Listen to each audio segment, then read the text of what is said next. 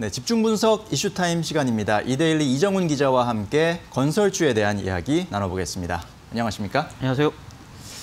자, 저희가 그동안 언택트주부터 해서 금융, 조선주, 다양한 업종을 지금 쭉 다루고 있는데 최근에 순환매 장세에서 건설주도 한번 또 순환매의 맛을 좀 본 그런 상황이죠. 그렇죠. 간밤에 아까 좀 미리 소개해 주셨지만 네. 뉴욕 증시가 급락을 하지 않았습니까? 예. 근데 이제 흔히 우리는 은행, 건설, 증권 이렇게 세 개의 종목을 대중주라는 이름으로 얘기를 합니다. 그래서 대중주라는 말은 네. 일반 개미 투자자들 또 많은 국민들이 소액으로 투자하는 예. 그래서 대중들에게 인기를 많이 끄는 종목군들을 우리 흔히 대중주라고 얘기합니다. 그래서 상대적으로 절대 주가가 굉장히 싸고요. 또 개인 주주들 기반이 굉장히 많고 네. 발행 주식 수가 굉장히 많은 회사들이죠. 그래서 이런 은행, 증권, 건설주들은 대중주들은 기본적으로 이 순환매 장세, 유동성 장세에서 맨 마지막 부분에 사실은 주가가 상승하게 되고요. 예. 또 그 흐름 자체가 개인 투자자들이 저변에 많이 깔려 있기 때문에 해외 영향은 상대적으로 좀 덜 받습니다. 개인 투자자들이 계속 사고 파는 흐름이 네. 굉장히 강하기 때문에 그러다 보니까 간밤 뉴욕 증시 폭락에도 좀 상대적으로 좀 견조할 수 있다라는 의미, 또 아까 말씀드렸던 지금 정부가 부동산 새로운 규제 가능성, 이 두 가지 모멘텀 때문에 사실 오늘 건설주 얘기를 한번 해보자라고 생각했던 거고요. 예. 최근에 이 순환매 장세에서 건설주들의 흐름 자체는 순환매 영향을 좀 받았지만 아주 강한 흐름은 아니었다라는 거죠. 네. 다른 순환매로 폭등을 했던 다른 업종에 비해서는 상대적으로 좀 덜 올랐다라고 볼 수 있을 것 같습니다. 예. 구체적인 숫자를 통해서 한번 좀 설명해 드릴 텐데요. 네. 지금 최근 흐름 보시면 지금 그 코스피 200 지수 내의 건설업종 지수 네. 지금 어제 종가 기준으로 보면 205 정도 기록했거든요. 지금 5월 14일 기준으로 보면 지금 177에서 한 달 남짓한 기간 동안 16% 가까이 상승을 했습니다. 예. 최근 한 달간만 보면 코스피보다는 많이 상승을 했지만 전체적으로 코스닥 시장이나 글로벌리한 시장 상승 흐름, 특히 뉴욕 증시에서 건설주가 굉장히 강했거든요. 경제 활동 재개에 따른 기대감들, 네. 새로 건설 사업들이 이루어진다라는 그런 기대감들로 건설업종이 굉장히 강했는데 그런 어떤 뉴욕 증시 상황 또 코스닥 시장 상황에 비해서는 상대적으로 좀 덜 올랐다라고 네. 볼 수 있을 것 같습니다. 개별 종목들 주가 상승률을 한번 좀 보실 텐데요. 최근 한 보름 남짓한 기간 동안 주가들이 한 두 자릿수 상승 보인 흐름들을 표를 통해서 확인할 수 있으실 것 같습니다. 지금 예. GS, 대우, 대림, 삼성, NG 이런 그 건설주 내에 흔히 말하는 그 시가총액이 가장 큰 대형주들이죠. 네. 주가가 지금 10% 넘는 상승세를 보여주고 있다. 그래서 양호한 주가 흐름을 보여주고 있는 건 사실이다. 그러나 가장 최근 한 주 정도, 최근 한 주 정도 흐름으로 보면 조금 조정세를 좀 보인 상황입니다. 지금 최근 한 주간 그 건설업종 지수는 코스피 대비해서 한 4%포인트 정도 덜 오른 상황이거든요. 네. 예, 그렇게 본다 그러면 순환매 양상의 끝자락에 건설주가 들어가 있었지만 상대적으로 수혜는 좀 덜 봤다라고 말씀드리면 될 것 같습니다. 네, 그렇군요. 순환매 수혜를 덜 봤다. 그 얘기는 더 볼 수 있는 가능성도 생각해 볼 수 있을 거고, 혹은 네네. 아직은 좀 뭔가 약하다, 뭔가 약한 부분이 있다라고 생각해 볼 수도 예. 있는 포인트인 것 같습니다. 일단 건설사라고 하면 건물을 지어서 그걸 팔아서 어쨌든 이제 수익을 올리는 그런 업체라고 볼 수가 있는데, 대표적인 게 이제 주택이라고 볼 수가 있겠죠. 네네. 주택 시장을 보면 그래도 조금 시장 상황이 나쁘지는 않은 것 같아요. 어떻습니까? 네, 그렇습니다. 부동산 책을 쓴 부동산 전문가 입장에서도 사실 이해하실 텐데요. 네. 최근 분양시장 상황, 코로나19 사태로 인해서 많이 막혔다라고 얘기하지만 그 이연됐던 수요들이 계속 그 저변에 흐르고 있었거든요. 그래서 한 3, 4월, 5월 막혔던 수요가 6, 7월에 폭발적으로 나타날 가능성이 있다. 네. 그래서 여전히 이 신규 분양 시장 자체는 굉장히 호조세를 보이고 있다는 건데요. 데이터를 한번 보시면 올 들어 5월까지 지금 전국에서 누적된 분양 물량, 신규 분양 물량이 한 8만 4천 가구 정도 됐어요. 근데 지금 6월에 예정돼 있는 신규 분양이 8만 9천 가구. 네. 그러니까 올 들어 5개월 동안 보였던 그 신규 분양을 한 달 만에 지금 넘어서는 그런 굉장히 좀 많은 폭발적인 숫자거든요. 지금 7월에도 한 5만 가구 정도 신규 분양이 예정되면서 연간으로 40만 가구 그래서 작년보다는 굉장히 높은 수준, 작년에 한 34만 가구 정도 신규 분양이 됐거든요. 예. 작년보다는 굉장히 좀 살아나는 흐름을 보여주고 있다라고 말씀드리면 될 것 같습니다. 그렇다면 왜 이렇게 신규 분양 시장이 좀 강하냐? 네. 지금 이제 몇 가지 이제 규제책이 한 8월에 나올 걸로 예상이 되고 있는 상황이거든요. 그렇죠. 그래서 소유권 이전 등기 이전까지 이제 그 분양권을 전매할 수 없도록 하는 네. 주택법 시행령 개정안이 이제 지금 8월 중에 나올 걸로 예상이 되고 있거든요. 그래서 그 전에 빨리 이제 신규 분양을 받자. 그래서 지금 이제 이 분양권 시장 가격, 분양권 가격이 굉장히 많이 뛰고 있다라는 뉴스들이 많이 나오고 있는 상황이거든요. 예. 그래서 그런 이제 흐름 하나. 그다음에 또 하나는 이제 재건축 그 민간 택지에 적용되는 분양가 상한제가 지금 7월 27일까지 적용 유예돼 있는 상태거든요. 그래서 28일에 종료가 되기 때문에 8월 이전에 분양을 빨리 받자라는 수요, 또 건설사 입장에서는 분양을 빨리 서두르자라는 수요가 6, 7월에 폭발적으로 몰릴 가능성이 있다라는 거고요. 네. 그 수혜가 계속 이어질 가능성이 있다라고 말씀드리면 될 것 같습니다. 네, 그렇군요. 연간으로 지금 계획되어 있는 분양 물량을 봤을 때는 상당히 작년보다 더 많아진 그런 물량들이 있어서 기대되는 부분도 있지만 또 건설사 입장에서는 또 하반기에 나올 그런 규제, 추가 규제 때문에 좀 서두르는 경향도 있고, 과연 이제 그게 어떻게 연간으로 봤을 때 과연 실적에 잡히는지 이런 것들도 좀 주목할 만한 부분인데, 어쨌든 지금 뭐 주택에 대한 소비자들의 수요는 상당하기 때문에 주택과 관련해서 뭐 주택 건설 비중이 높은 회사들은 그래도 실적에서는 좀 플러스가 되는 부분이 분명히 있겠죠. 네, 그렇습니다. 지금 청약 열기가 계속 뜨거워지고 있는 거 분명한 사실이고요. 네. 최근에 이제 청약 경쟁률이 나오는 신규 분양 그 소식들을 보면 뭐 경쟁률이 세 자릿수까지 넘어가는 이런 네. 이제 굉장히 뜨거운 시장 흐름을 아실 수 있으실 텐데요.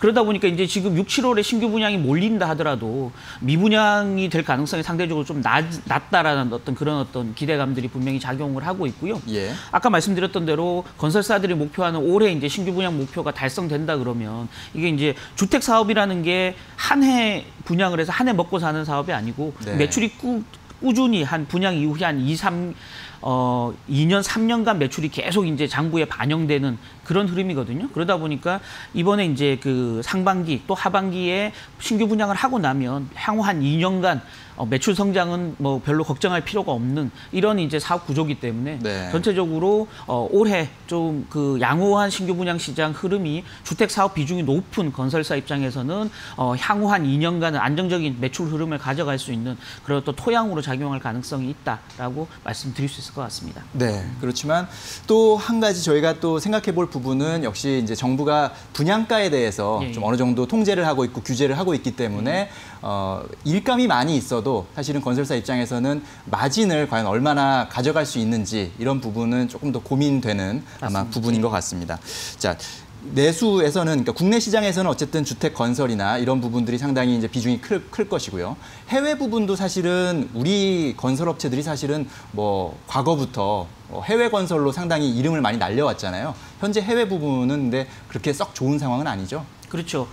일단 해외 부분은 코로나19 사태로 인해서 일단은 시장 자체가 거의 막혀 있다라고 봐도 될 것 같고요. 네. 특히 이제 우리 건설사들이 중동 수주를 통해서 중동 붐을 많이 좀 일으켰었는데요. 네. 최근 이제 국제 유가가 절대적인 수준에서 많이 빠져 있으면서 전체적으로 중동발 수주 자체가 크게 살아나지 못하고 있다라는 그런 우려감들이 존재합니다만은 어쨌든 최근 이제 WTI나 브렌트유 가격이 배럴당 $40 선을 회복하는 양상을 보이면서 네. 조금씩 이제 신규 수주가 살아날 것이다. 중동 쪽에서 뭐 이런 기대감으로 지금 아까도 그 개별 건설사 종목 그 주가 흐름 보셨지만 예. 삼성 엔지니어링 같은 종목들이 굉장히 강한 흐름 보이고 있거든요. 네. 이런 중동발 수주 회복 기대감들이 네. 일정 부분 작용할 수 있다라는 점 동시에 감안하셔야 될 것 같고요.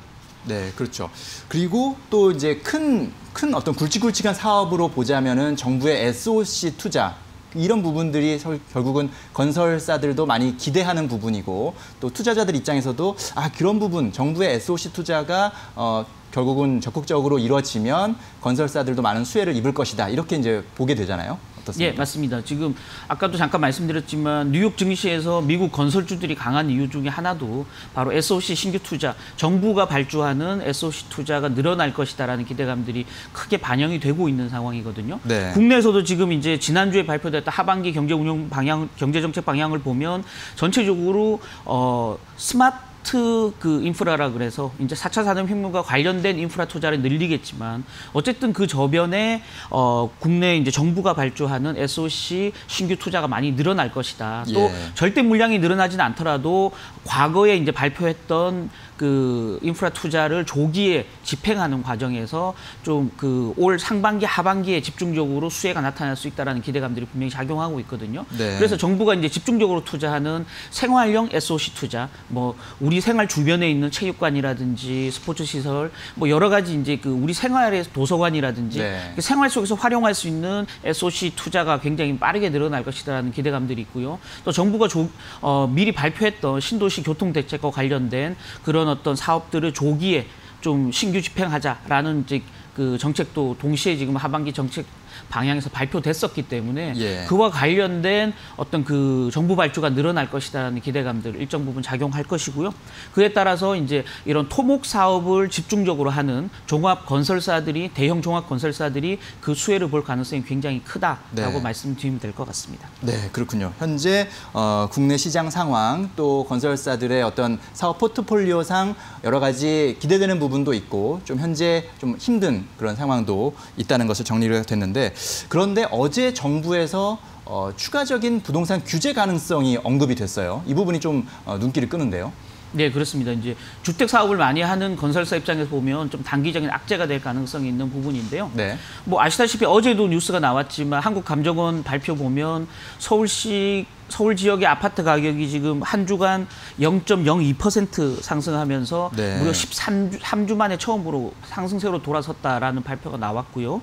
또 어제 보면 경기도 지역 같은 경우는 0.19% 정도 아파트 가격이 뛰었다 그러거든요. 전주에 비해서 상승폭이 굉장히 커졌습니다. 예. 전국적으로 봐도 지금 0.06% 상승하면서 그 전주의 상승률의 2배를 지금 넘어서고 있는 상황이거든요. 그래서 네. 전국 곳곳에서 사실은 수도권 지역에 강한 어떤 그 부동산 규제가 다른 지역의 풍선 효과, 특히 이제 다른 지역에서 개발 호재가 있는 지역 같은 경우는 주가가 좀 강하게 상승하는, 아파트 가격이 강하게 상승하는 그런 흐름을 보이고 있거든요. 그러다 보니까 정부 입장에서도 그런 풍선 효과에 대한 우려감들을 일정 부분 반영을 해주고 있다라는 건데요. 어제 이제 비상경제 중앙대책본부 회의를 주재했던 홍남기 경제부총리는 이런 얘기를 했습니다. 주택시장이 지금 약간 불안 조짐이 나타나고 있고 예. 그런 불안 조짐이 커진다면 언제든지 필요한 조치를 강구하겠다라고 얘기했고요. 또 이제 이 회의가 끝나고 난 다음에 브리핑에 나섰던 김용범 기재부 1차관도 네. 수도권 이제 일부 지역과 또 지방에서 주택가격 불안 조짐이 나타나고 있다. 네. 따라서 필요한 시기가 된다면 필요한 대책을 꺼내겠다라고 얘기를 했거든요.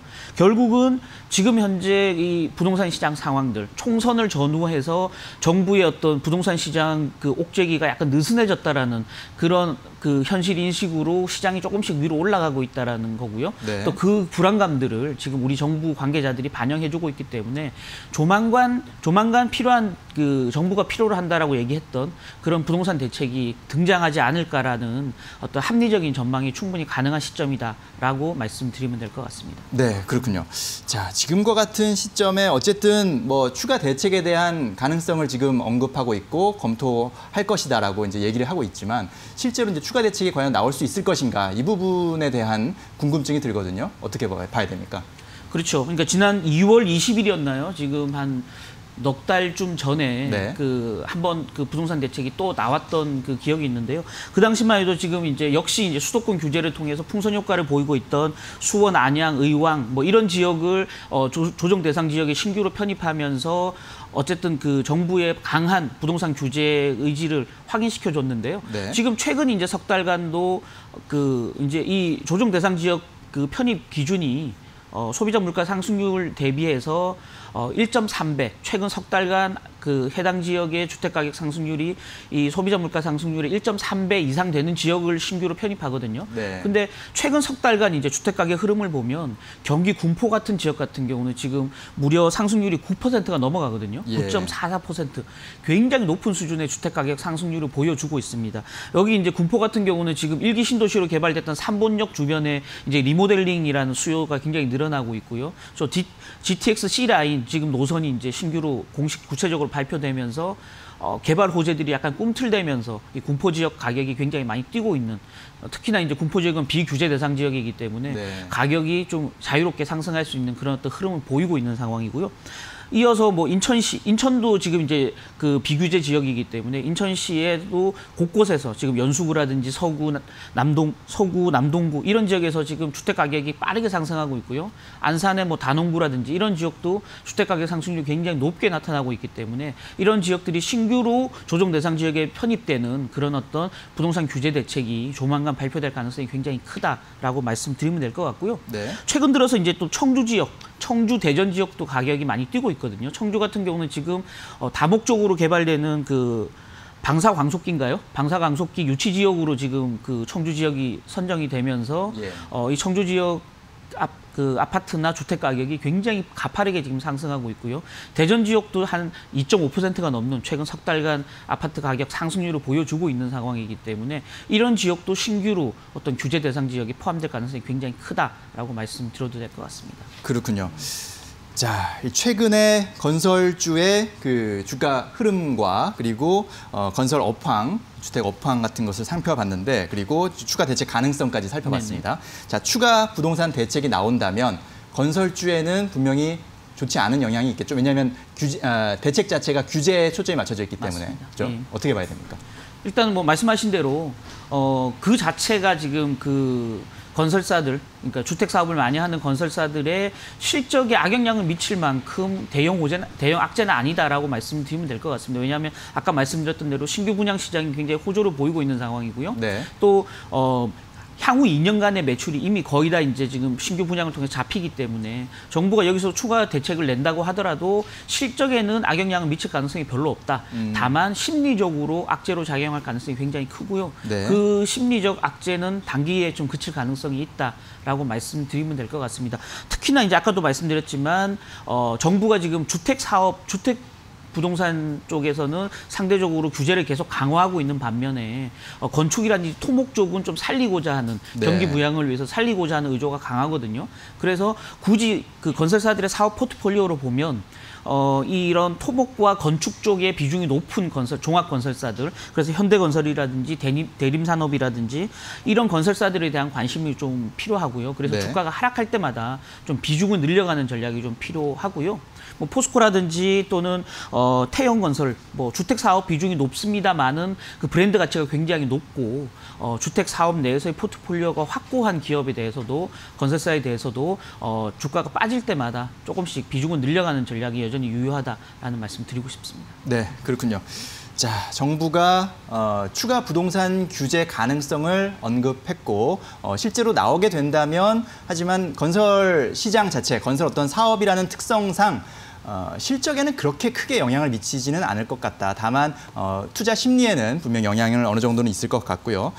하지만 정부 입장에서는 또 경기 부양에 대한 그런 어떤 의지가 있기 때문에 인프라나 SOC와 관련된 사업을 하는 건설사들은 조금 주목할 필요가 있다라는 내용으로 정리를 해볼 수가 있겠습니다. 네, 오늘 말씀 잘 들었습니다. 감사합니다.